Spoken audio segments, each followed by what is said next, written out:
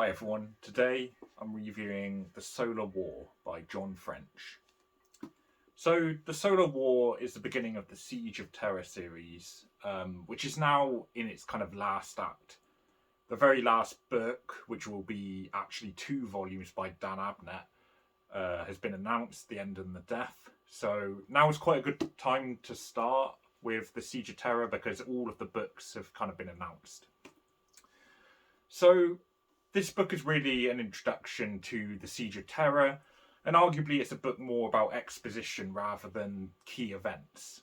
It needs to set up the rest of the books within the Siege of Terra series and bring together some of the characters that have been explored over the course of the Horus Heresy. It's the final swan song of a series that's over 60 books long. So, the Solar War is right before the attack on Terra, and the traitor forces are beginning to engage the outer defences of the throne world. And a big finale is basically set to take place. But how well does this book actually start off the series? I think this book explores a lot of the kind of characters that we've seen over the course of the Horus Heresy. And the story, to be fair, does work well on its own merit.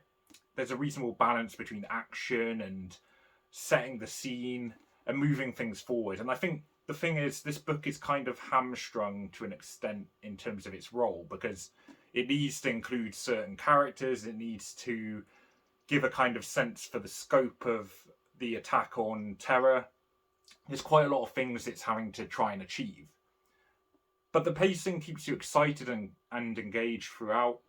And it doesn't get too bogged down in all of these requirements it has. It probably verges on a bit too concise in certain scenes, so it has to move on quite quickly. But for the most part, I think the pacing was pretty good. In terms of the setting and the imagery, John French is one of the strongest writers for Black Library, I believe, in terms of imagery. His verbiage, his imagination, and writing style are all pretty strong, and they work well for sci-fi settings. When he talks of more dystopian or mythical aspects, such as the warp itself, he does it far more effectively than other writers, in my opinion. This is when he shines at his best.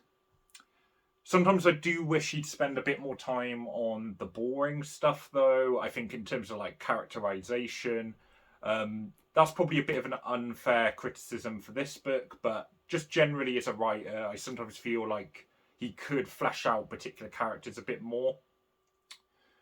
Sometimes the books jump around from scene to scene. The books written by John French, I mean. And I don't always feel that events are fleshed out enough, so sometimes I find pacing a bit of an issue with him, but I think this one I can kind of forgive it just because of those requirements I mentioned in terms of what this book has to set up. And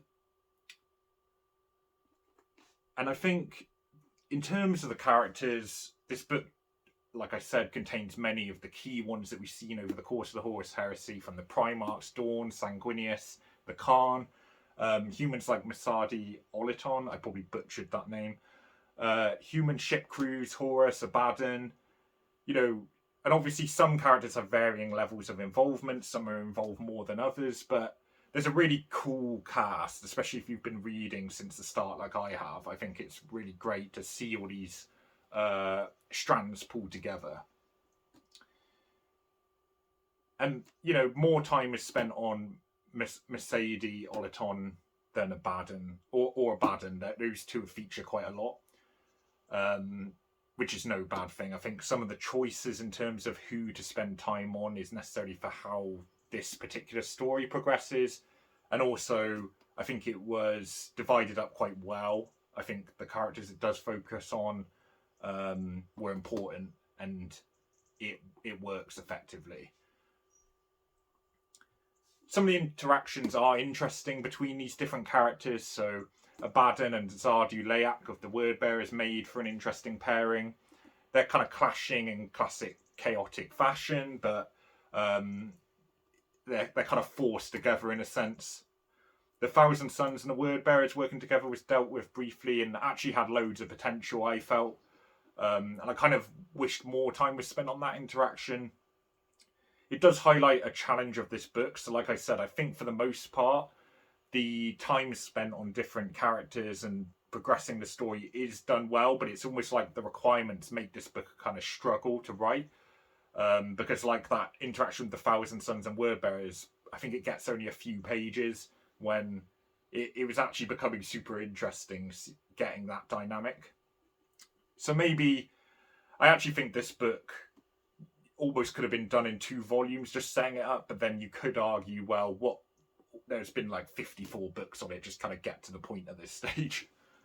I particularly enjoyed the plot with Mercedes, Oleton, and I don't want to give spoilers, but it just made the book worth reading, in my opinion. I think that plot was really good, and that was definitely the highlight of the book for me. In terms of readability, I mean, this is perhaps a bit of an obvious point, but if you haven't read Warhammer 40,000, you're probably not going to get a lot of the kind of background to support this book. So in terms of readability, it obviously suffers in that regard. You probably need to be a fan, although this is kind of like a book full of exposition. It's kind of setting everything up. So I do think it verges on less readable if you're fresh, but you could just start Horus Heresy here if you know Warhammer 40,000, but you haven't read Horus Heresy before. Obviously, I find myself saying this in every Warhammer video. There is specific Warhammer 40,000 terminology that isn't really explained often. But if you're familiar with Warhammer or Horus Heresy, you're going to be fine. Originality. This book is worth your time if you have some knowledge of the Horus Heresy. Obviously, I think it's kind of key, the actual siege itself, so you're probably planning on reading it if you're that invested already.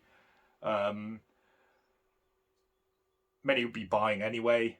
But I do think in terms of the plot and story and on its own merits, it hurtles along quite well. There is a lot of different characters and scene setting, but I enjoyed the plot. And like I said, the particular plot with Mercedes Oleton was really good, I thought. So in terms of final score, I think John French had a really challenging task with this book. There were certain sections that really stood out, Abaddon, Mercedes, and they were very memorable. But the whole book sets up well for the rest of the series, and I found myself very engaged with it. It had a really difficult task and is perhaps hamstrung because of it, but it's a really strong precursor to later events. So I'm going to give this one 7 out of 10.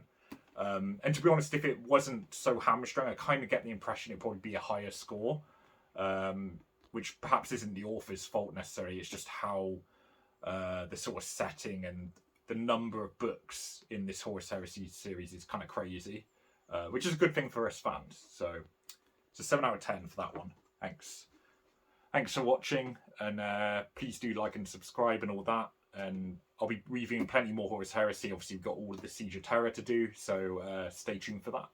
Cheers.